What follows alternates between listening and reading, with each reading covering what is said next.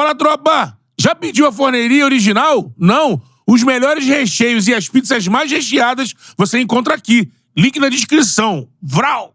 Vardy, ali do Leicester. Soares aqui do Liverpool. Aqui atrás de mim tem Kun Agüero. Ele falou, fechou de falar. O Kun Agüero, o primeiro título aí do City bombado aí, do City.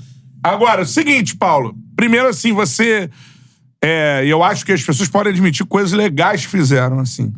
Óbvio, a Premier League, ela veio se desenvolvendo, tinha não sei o quê, e veio crescendo demais a audiência. Acompanhou esse crescimento. No Brasil, e você tá nisso aí. Você moldou a forma, você tem essa parcela de responsabilidade, de trabalho, de ter moldado a forma de se transmitir a Premier League no Brasil, assim. Que pergunta difícil, hein, Bruno?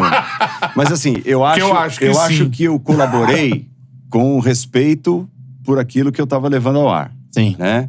Então, tentando entender o que aquilo representava para quem estava assistindo. Porque a representatividade do campeonato inglês, quando eu entrei em 2003, era uma, quando eu saí em 2024, é outra.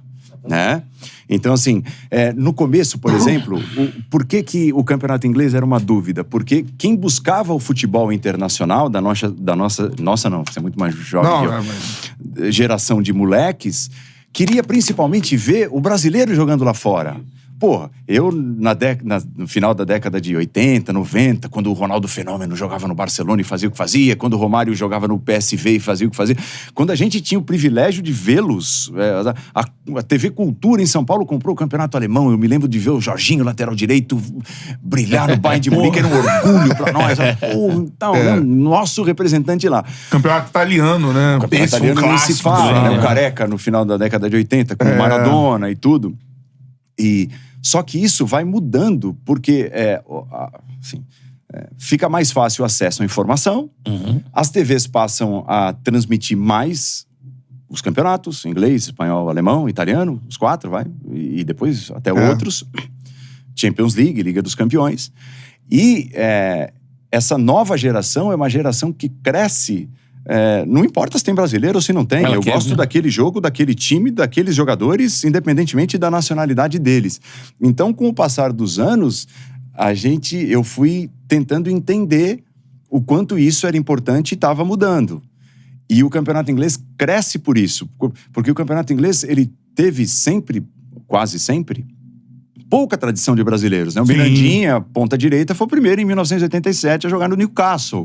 Depois aparece... Na minha cabeça é o Juninho. Depois aparece o Juninho, que é o Juninho Paulista no Middlesbrough, que é um time pequeno, não é pra lutar por título, nada, mas ele jogou muita bola lá. Se me perguntarem, faça uma seleção dos brasileiros da história da Premier League. Vou perguntar. Não, pelo amor de Deus. Mas eu boto o Juninho. Não, os melhores, assim. Mas eu boto o Juninho. Por tudo que representou, pelo que jogou no Middlesbrough. Uma lesão gravíssima, né? Sim. Jogando pelo Atlético de Madrid, né? O Atlético de Madrid depois, que ele não vai pra Copa. Então eu acho que, respondendo a sua pergunta, eu consegui entender aonde a Premier League se encaixava em cada momento da nossa história, da história de quem estava assistindo aqui no Brasil. E sempre tive muito respeito ao campeonato. Sempre tentei levar as pessoas pra dentro daquilo que eu estava transmitindo. Cara, mas é incrível o que você falou. É uma Premier League, assim... Vamos dizer, o futebol muito pior antigamente, quando você começa ali. Muito. O campeonato inglês, eu acho que foi o campeonato que, em termos de qualidade de jogo, mais evoluiu. Você acompanhou isso, né? Sem dúvida. E globalizou por isso também. Era o campeonato quando você começou da ligação direta mesmo e depois se torna... Não, é porque eu comecei em 2003. O primeiro time que eu narrei foi o Arsenal dos Invictos. Então do Wenger. Henry, Bergkamp, Ljungberg, Pires, Vieira. Era um timaço. Gilberto Silva, era um timaço, né? Ganhava tudo, né? Mas pouco antes disso era o Kick and Rush. Jogo na lama. Principalmente antes da Premier League, né? Antes de virar Premier League, então... Mas você sabe que, assim, eu nem sei se eu já disse isso, mas essa história da Premier League, ela é tão boa, mas tão boa pra mim, essa coisa de a voz da Premier League e tal, que de uns tempos pra cá me incomodava um pouco. De estar nessa caixinha. Porque eu queria expandir os meus horizontes. E as pessoas estranhavam quando eu narrava alguma coisa que não fosse a Premier League. Libertadores, Por estar tão ligado à Premier League. Libertadores, por exemplo. Verdade. Isso, sabe, me chateava. Falou, pô, olha, o Paulo narrando Premier League é um monstro. Fica estranho o Paulo narrando Grêmio e Del Valle na Libertadores, né? Pô, não pode ficar estranho. Tu chegou a ver isso?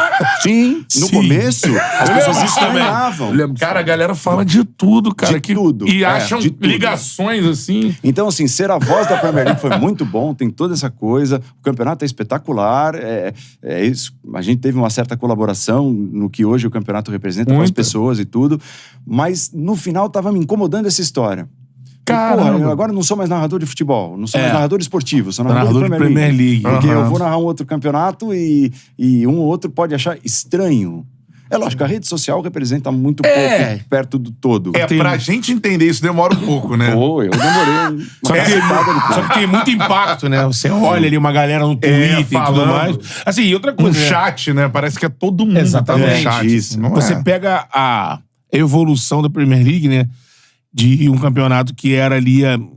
você entrou num momento que tive um grande time, mas a globalização já estava acontecendo, mas quando ela aumenta, a gente passa a ter vários brasileiros, hoje está o auge disso, de outros também, e transformou no melhor campeonato do mundo, né? Junto, então as coisas todas cresceram... Tomou conta, né, disso aí, né? De um interesse muito grande.